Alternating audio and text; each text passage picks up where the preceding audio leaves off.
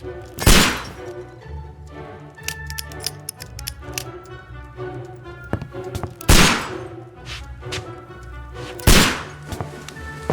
Holmes, will you stop that?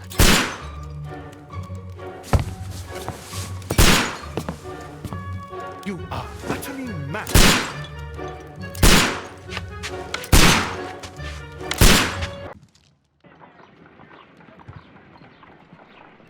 Stop, Holmes! Is that you, Watson? Yes, of course it is. And you almost killed me. Nonsense. I was aiming for the vases. Blindfolded? Watson, quiet, please. I'm trying to concentrate.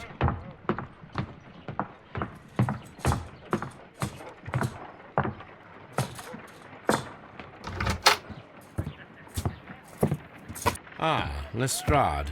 What is it this time? He can see me. Well, here it is, and it's a good one, Mr. Holmes. A gentleman by the name of Peter Carey, also known as Black Peter, has been murdered. A sailor, most probably. What happened here? Oh, Mr. Holmes, how could you? It's the only exercise I've had all week. A grateful client from Limoges sent me a vase collection this morning. I couldn't think of a better use for it. You're out of your mind. I missed 4 out of 10. Given you were blindfolded, that was very good. Can I have a try? Am I the only sane one here? I suppose that Watson is right, Inspector. A little brain work would be preferable now. Do please tell us more about Black Peter. Peter Carey, born in 1845 and 50 years old. An ambitious sort, he achieved much success in seal and whale hunting around Scandinavia. Retired in 1884 with a small fortune. He invested his money in a property called Woodman's Lee, near Forest Row in Sussex. It was where he lived for 6 years, and where he was found dead yesterday. Has the investigation already begun? Yes and no. In fact, this crime is so mysterious that I would prefer you to join me down there. Give me half an hour to prepare, Inspector. Take your time and join me there. I have to go through the yard first. The Merry Men struck again. What have they done this time? They robbed a powder reserve. I'll meet you at Woodman's Lee, Mr. Holmes. I should help Mrs. Hudson here. I also have several appointments that I must keep this afternoon. I shall go alone then.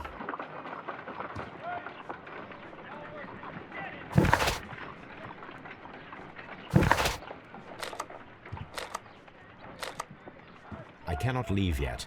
I am not finished here.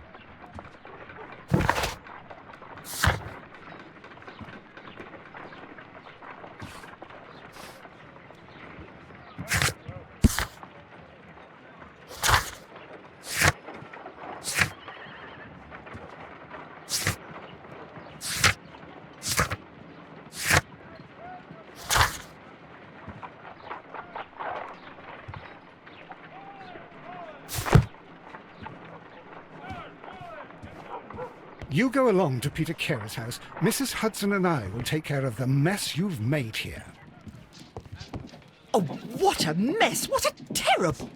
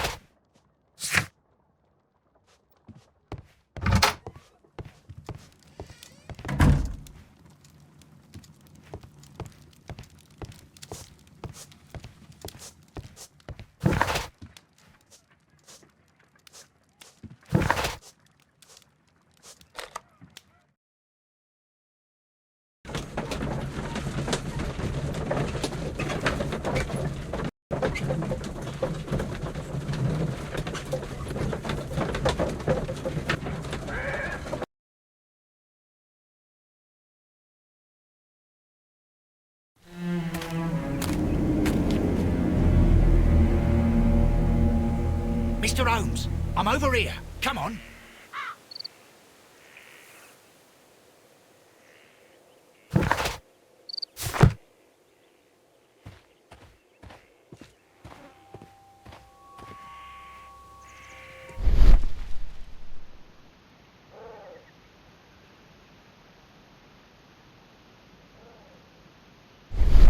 These footprints appear to be quite large.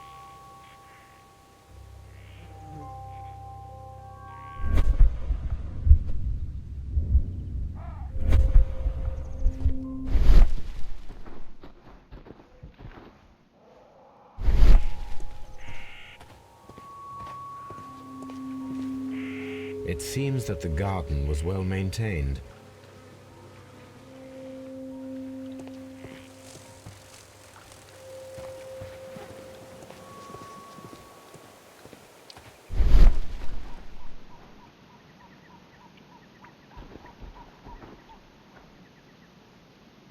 Inspector Lestrade, when will you remove my husband's body? It's sacrilegious to leave him here like this. As soon as we can, Mrs. Carey, I assure you. Allow me to introduce you to Mr. Sherlock Holmes. He's a detective. No doubt you've heard of him. I'll wait for you in front of the cabin, Mr. Holmes. My condolences, Mrs. Carey. Thank you, Mr. Holmes.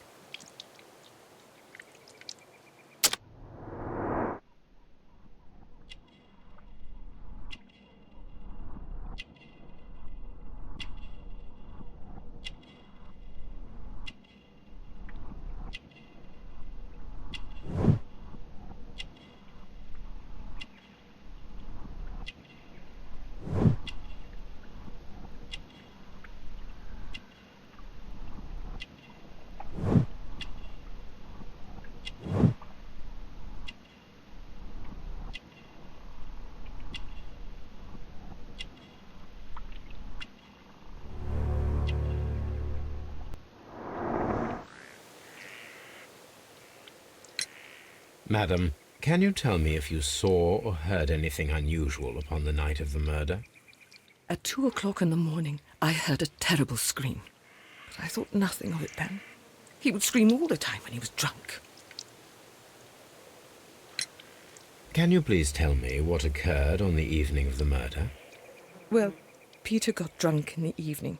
He was in such a terrible temper. Usually whenever that happened, he'd stay all night drinking in his cabin before passing out. Do you remember at what time you found your husband's body?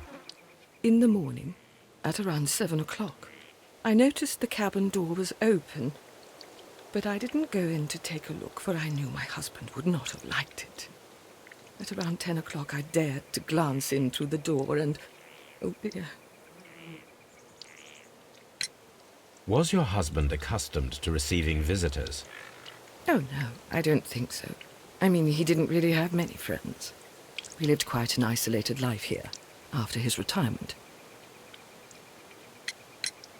You have indeed suffered a great loss, Mrs. Carey. Nevertheless, I believe it will be less of a burden for you soon. Yes, life with Peter was never easy, but he was still my husband. He was different, wasn't he, when you first met him upon your return from Plymouth? Yes, Mr. Holmes. Oh, my goodness, but how do you know about that?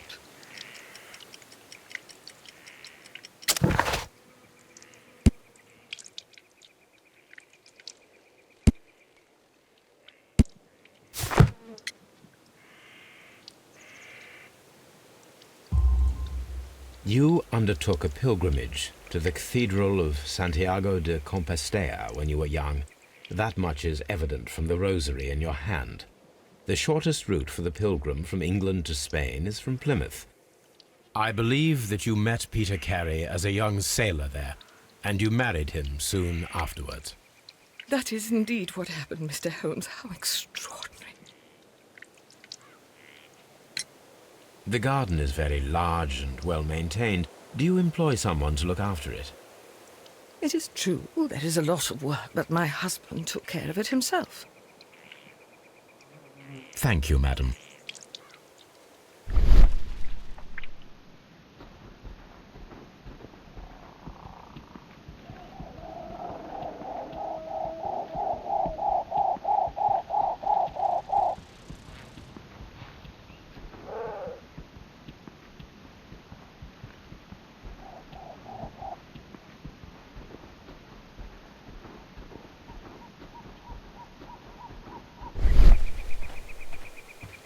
Mr. Holmes?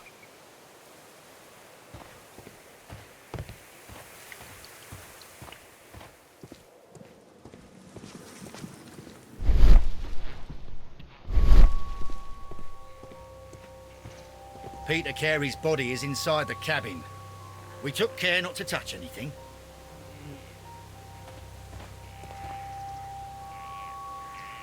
The door is locked.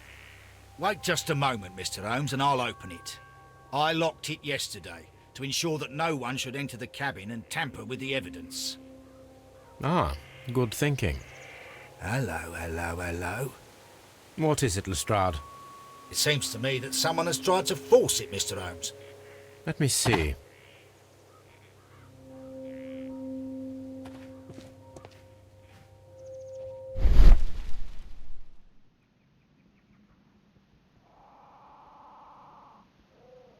These scratches are fresh.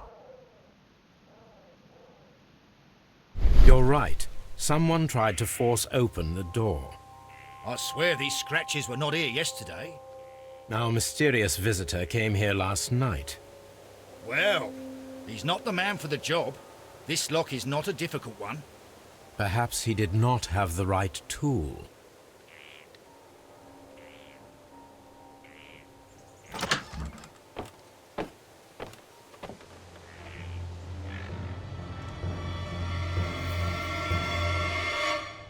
What a terrible way to die.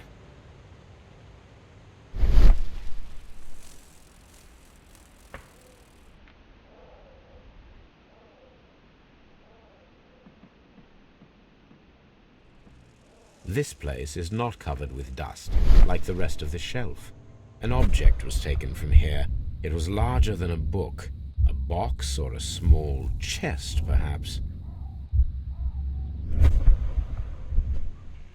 The tooth of a sperm whale, probably from one of Peter Carey's catches.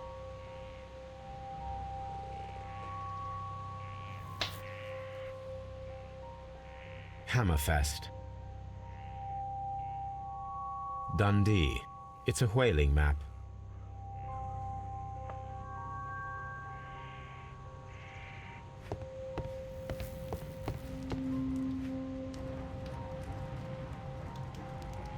The weapon fully penetrated the body. The force of the blow was immense. This man is in his 50s, yet he still looks quite strong. Peter Carey was fully dressed. He was not caught by surprise. It is possible that he knew his murderer.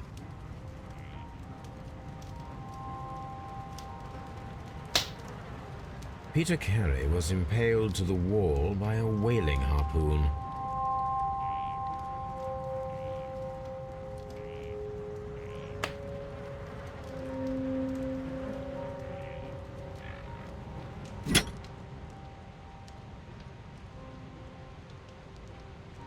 This blood is from the pool underneath the dead body.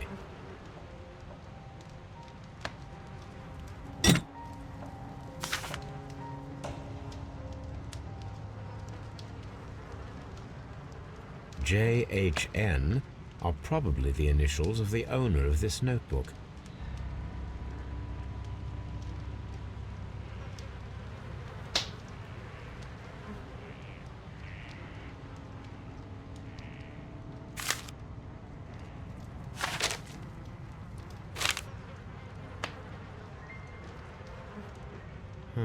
The pattern of the blood stain indicates that the notebook was not lying on the floor prior to the crime, but it was dropped into the pool of blood after the death of Peter Carey.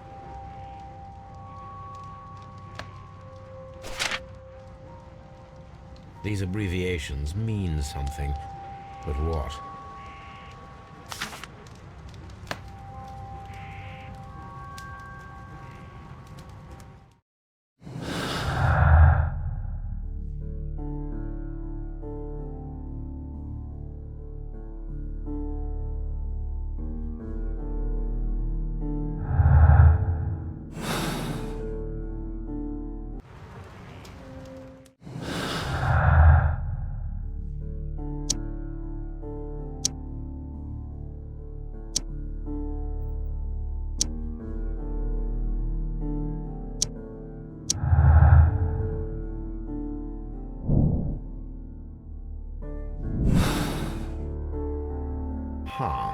Someone was here yesterday. They attempted to force the door to gain entry.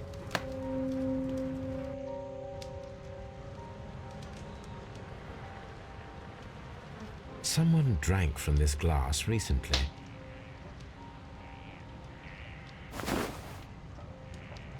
The initials PC have been crudely burned.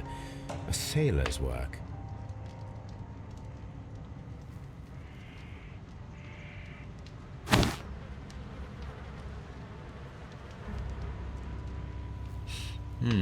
This aroma is familiar, but to recognize it, I must construct my associations in one picture.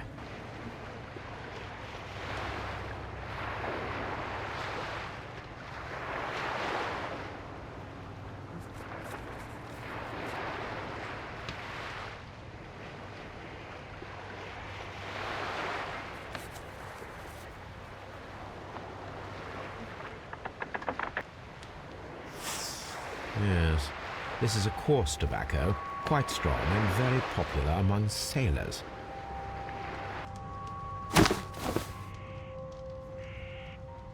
Rum, a sailor's drink. It seemed that Captain Carey was enjoying a drink before he met his death.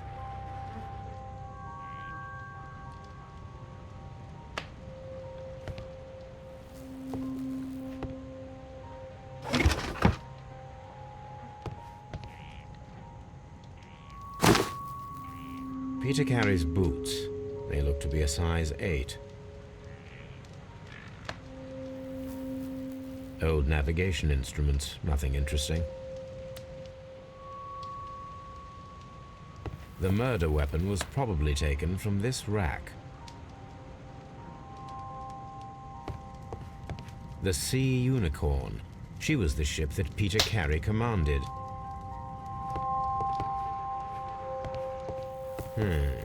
The ship's logs of the Sea Unicorn for the years 1878 to 1884. Peter Carey was her captain.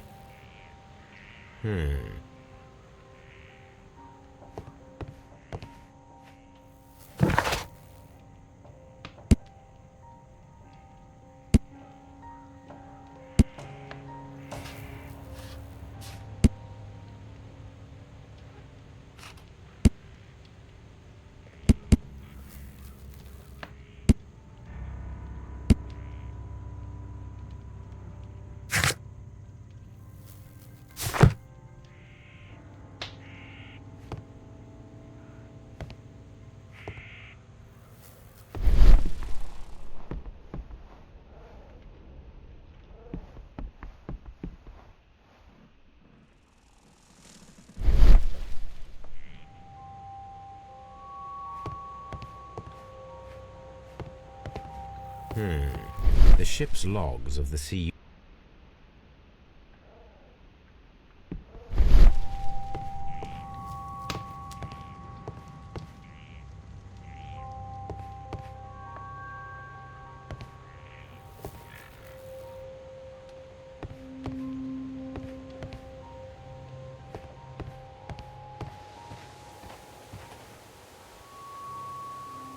Well, Mr. Holmes, what do you think? I think that we are lucky. And why is that? Because of last night's attempted break-in. Oof, you've lost me. It is very probable that whoever came here hoped to find the door open. They tried to force it with a knife blade, but they failed. What will they do? Why, return tonight. when they will be better prepared. Aha! So what do you propose? We shall remain on the outside, near the window, where we stand the best chance of catching sight of our visitor. Well, gentlemen, ready your pistols. We have a long night ahead of us.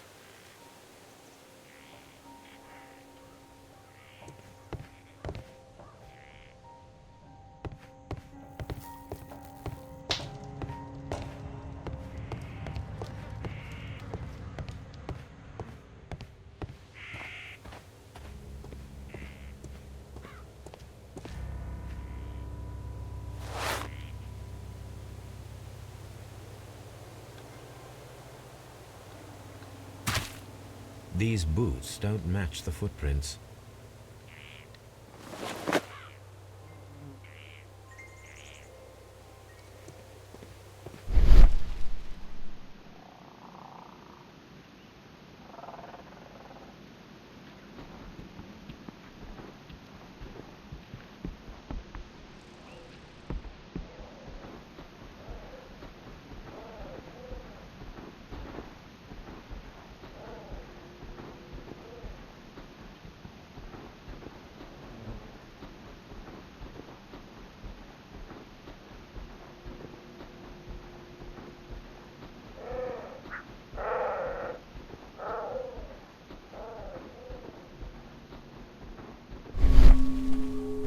Mr. Holmes?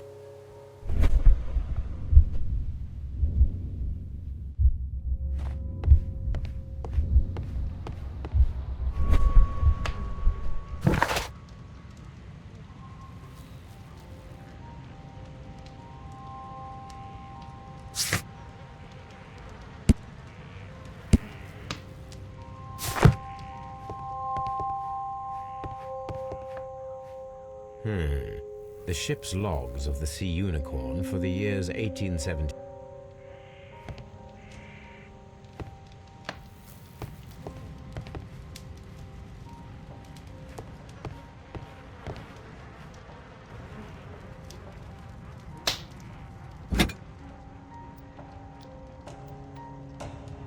This wooden handle is plain and solid.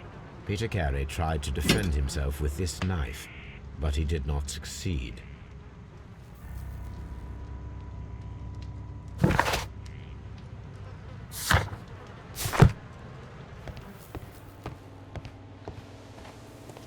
We need to find a good place for an ambush. Perhaps behind Carey's cabin, near the window.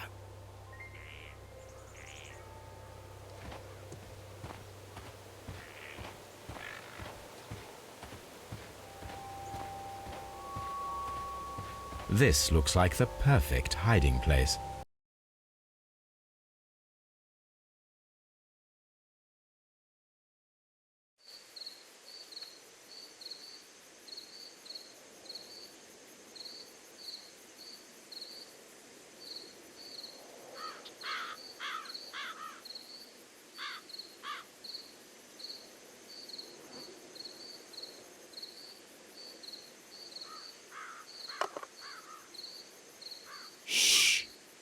Did you hear that?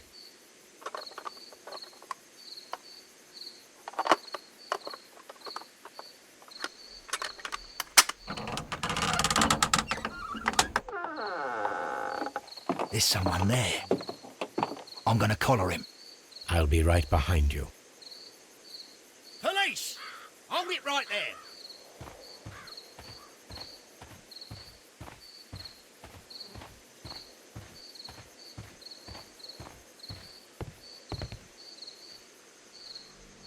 All right, my fine fellow. Who are you and what are you doing here? You're detectives, I suppose. You imagine that I'm connected with the death of Captain Carey. I assure you I'm innocent. Innocent? Then what are you doing in his cabin? Shall I tell you? You came to retrieve what you had lost after killing Peter Carey, but we were here waiting for you. What is your name? John Hopley Nelligan, but I didn't... Do you deny that you came here yesterday?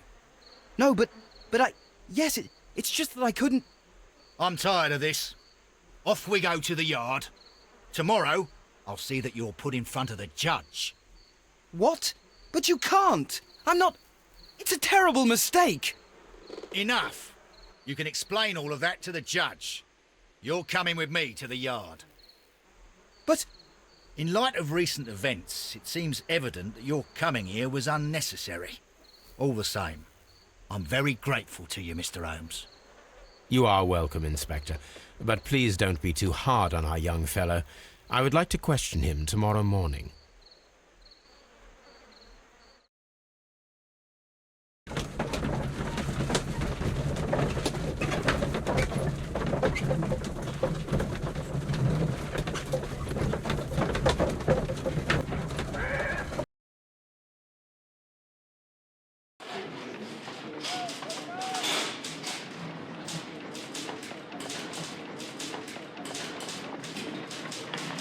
Mr. Holmes?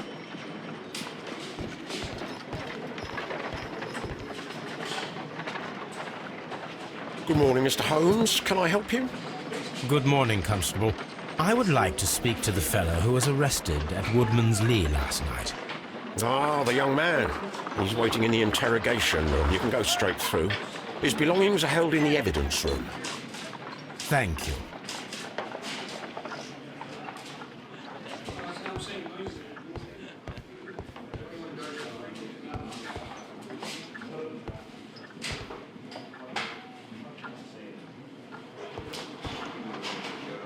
Mr. Holmes?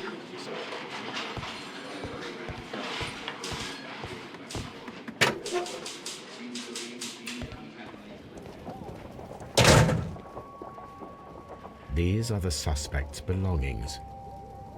The notebook that we found on Peter Carey's cabin floor. A pocket knife. It was used to force the door of Peter Carey's cabin. A handkerchief with the initials JHN.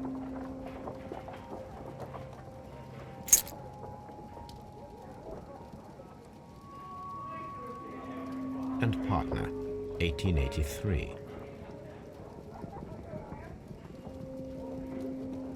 From R. Dawson.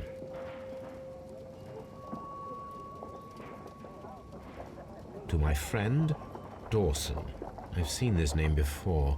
Perhaps my archive holds the answer.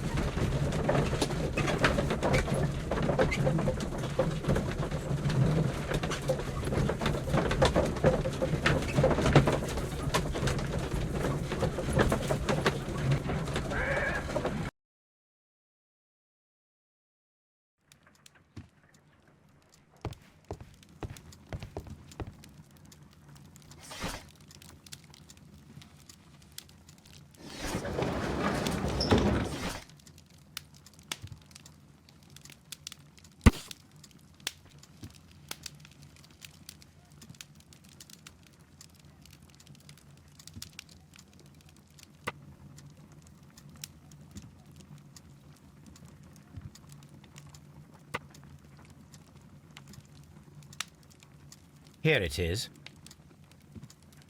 Now I begin to understand that young man's story, but I am still unclear as to what connects him with the murder. It is time to ask him.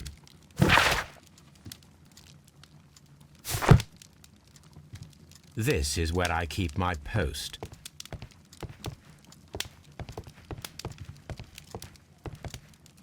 My archive. I can always consult with it if needed.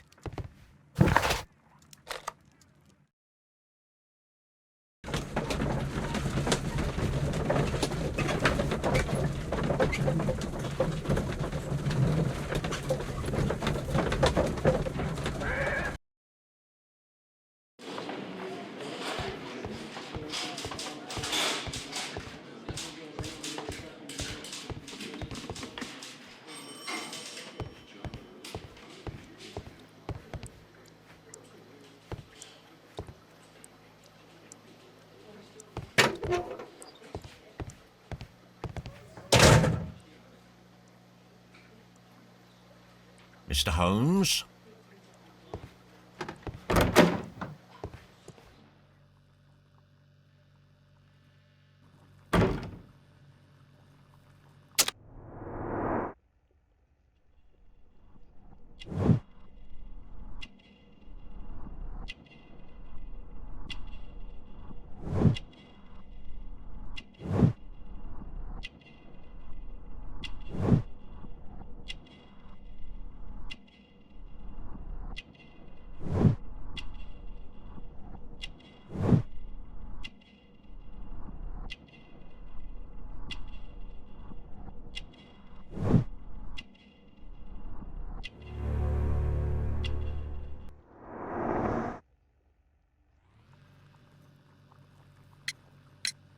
Does this notebook belong to you?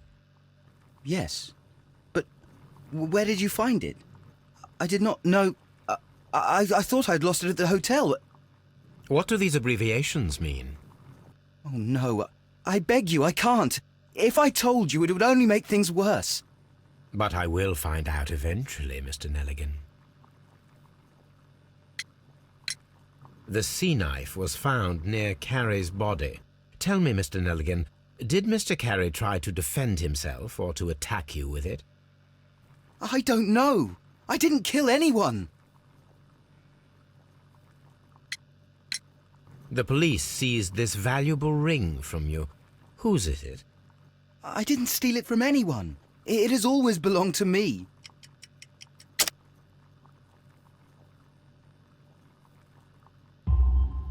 The ring's date of engraving is many years ago.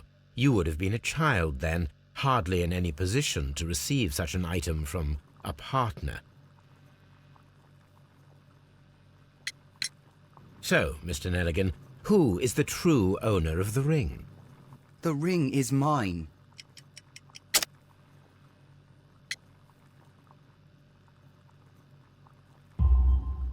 No, Mr. Nelligan. I believe that the ring had belonged to your father. Oh, but how do you know?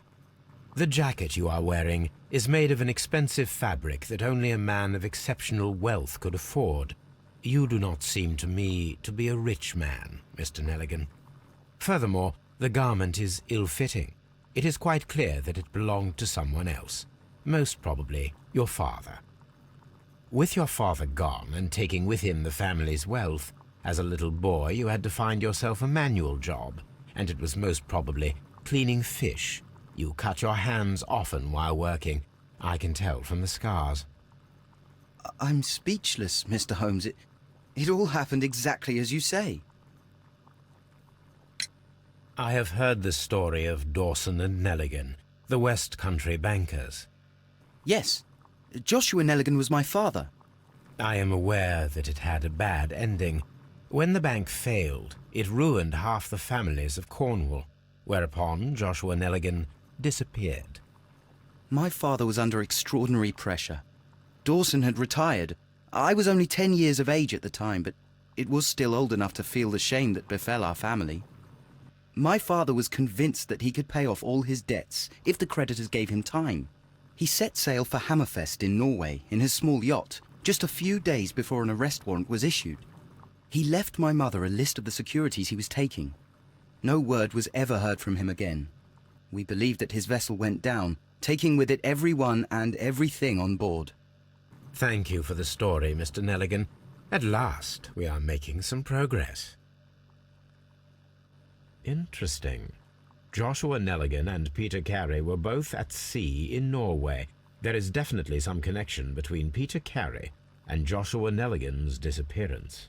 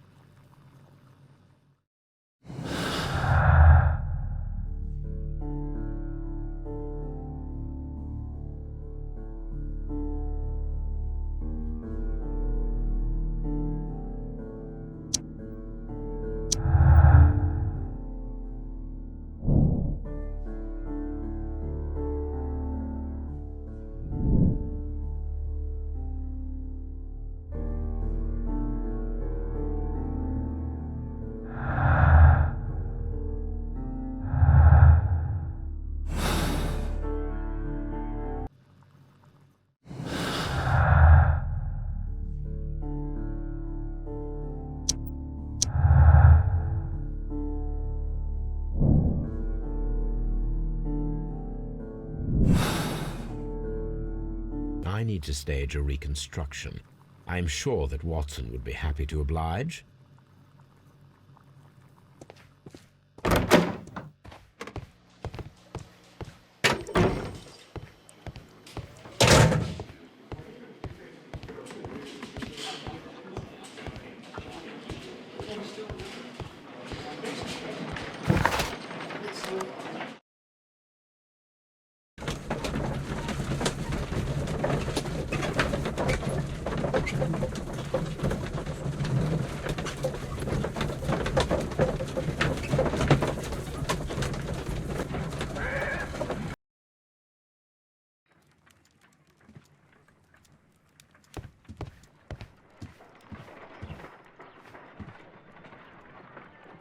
A spot of whaling, Watson?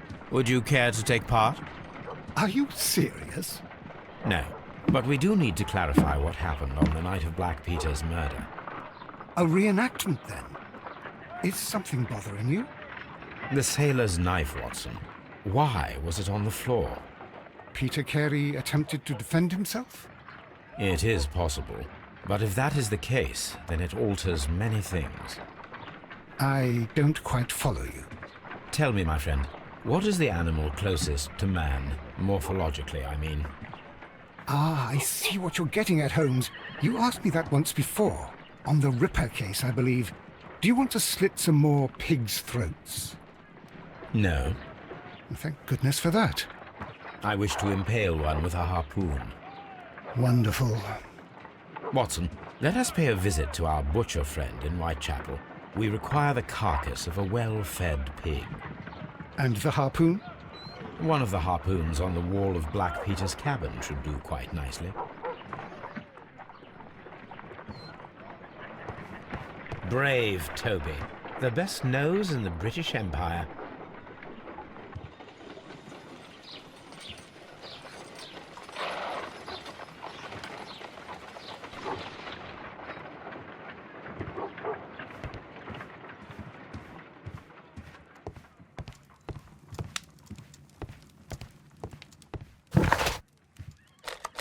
I need to take a harpoon with me.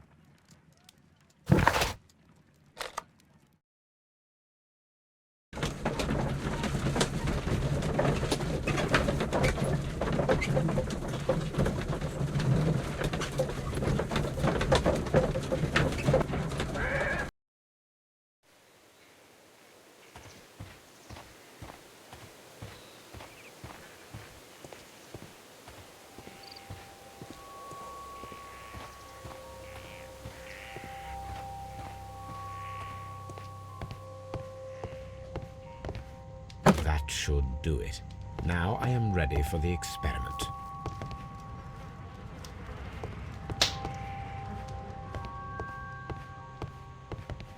"1883. That's the one I need.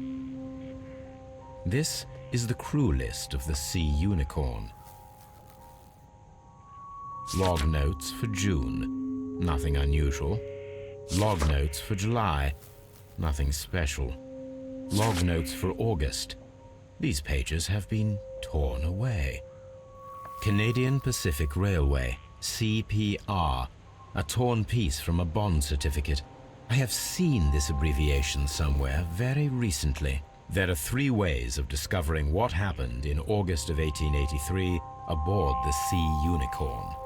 The first 2 of these will require speaking with a dead man. The last would be to locate vital witnesses, the sailors involved in this whale hunt campaign.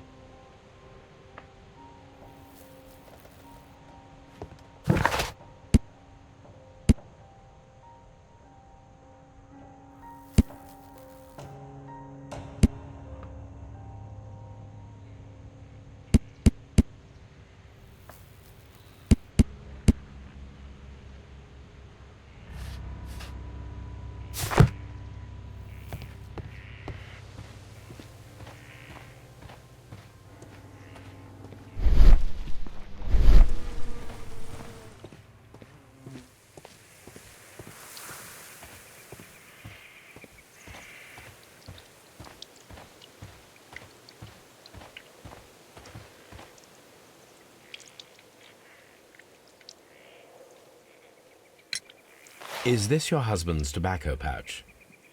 I'm not sure. It might be, but he hadn't smoked in a very long time. Your husband's private papers. Do you know where they are? There was a small tin box, barely larger than a book. He kept his papers there. It should be somewhere in his cabin. Thank you, madam.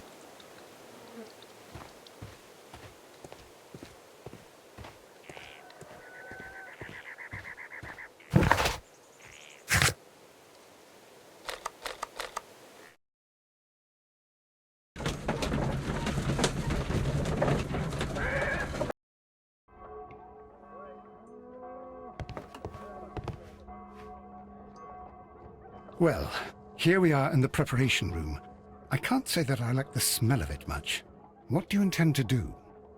To indulge myself in a little experiment. The challenge of lancing a pig's carcass with a heavy harpoon. A little experiment? Stand aside, Watson. This might be dangerous. I am not well practiced in this exercise. Yet. Holmes, you should aim for the mark in order to perform the most reliable test.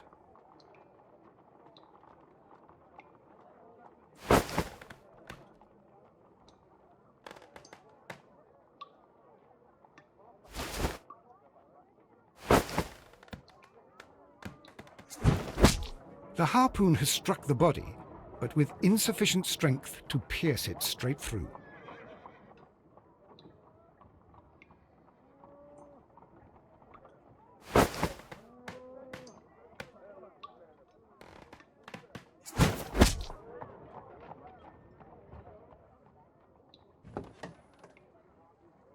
This is the best possible result that I could get. Do you see, Watson? Throwing a harpoon and pinning a man to a wall requires either exceptional strength and training or diabolical luck.